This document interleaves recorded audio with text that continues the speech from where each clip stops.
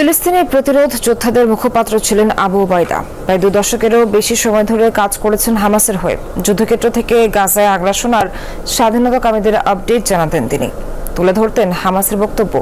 এবার নিজেই পরিণত হয়েছেন খবরে। আইডিএফ ও ইসরায়েলি গোয়েন্দা সংস্থা শিন বেইতের যৌথ অভিযানে নিহত হন হামাসের সামরিক শাখার মুখপাত্র আবু ওবায়দা। মৃত্যুর খবর নিশ্চিত করেছে তার পরিবারও। ফিলিস্তিনের কেফিয়াতে ঢাকা মুখ, তবে কণ্ঠে ইসরায়েলি আগ্রাসনের জোর প্রতিবাদ। টেলিভিশনের পর্দায় তুলে ধরতেন হামাসের দৃষ্টিকোণ থেকে গাজা যুদ্ধের বাস্তবতা। রহস্যময় এই ব্যক্তি হামাসের সামরিক শাখা আল কাসিম ব্রিগেডের মুখপাত্র আবু ওবায়দা। ক্যামেরার সামনে সাহসের সাথে প্রকাশ করতেন ইসরায়েলের বর্বরতা। তাই সত্যিকারের পরিচয় কখনো প্রকাশ না পেলেও মুসলিম বিশ্বের বহু মানুষের মনে জায়গা করে নিয়েছেন তিনি। আবু ওবায়দার পুরো নাম হুদাইফা সামির আবদুল্লাহ আল কাহলৌত। ধারণা করা হয় মহানবী হযরত মুহাম্মদ সাল্লাল্লাহু আলাইহি ওয়াসাল্লামের অন্যতম ঘনিষ্ঠ সহকারী আবু ওবায়দা ইবনে আল জাররার নাম থেকে অনুপ্রাণিত হয়েই এর ছদ্মনাম গ্রহণ করেন তিনি। 1948 সালে ফিলিস্তিন থেকে তার পরিবারকে বিতাড়িত করে চরমপন্থী ইহুদিরা। এরপর গাজার এক ছোট্ট গ্রামে বসবাস শুরু করেন তারা। এক সাক্ষাৎকারে তিনি জানিয়েছিলেন সে সময় প্রায় 20 বছর বয়সী এক তরুণ ছিলেন তিনি।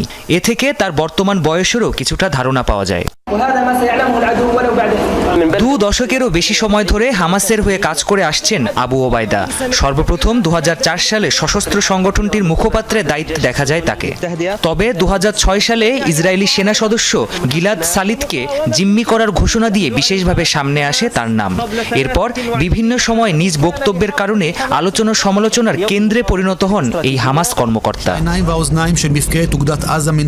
2023 সালের অক্টোবরে ইসরায়েলে হামলা চালায় হামাস। সে সময় সারা বিশ্বের সামনে হামলার প্রকৃত কারণ তুলে ধরেন ওবায়দা। জানান ইসরায়েলি বাহিনীর গাজা ডিভিশনকে ধ্বংস করতেই হামলা পরিচালনা করেছিল হামাস। শুধু ইসরায়েলের বিরোধিতাই নয়, এক বক্তব্যে গাজায় ত্রাণ পাঠাতে ব্যর্থ আরব বিশ্বের দেশগুলোকে কঠোর সমালোচনাও করেন তিনি। এসব কারণে বরাবরই ইসরায়েলি বাহিনীর অন্যতম প্রধান লক্ষ্যবস্তুতে পরিণত হন ওবায়দা। বেশ কয়েকবার তাকে হত্যার চেষ্টা করে তেল আবিব। সর্বশেষ গেল মাসের 18 তারিখ ক্যামেরার সামনে দেখা যায় তাকে। সে সময় চলমান শান্তি আলোচনা সফল হবে বলে আশা প্রকাশ করেন হামাসের সেনা মুখপাত্র। প্রাণপ্রতিম কুণ্ডু।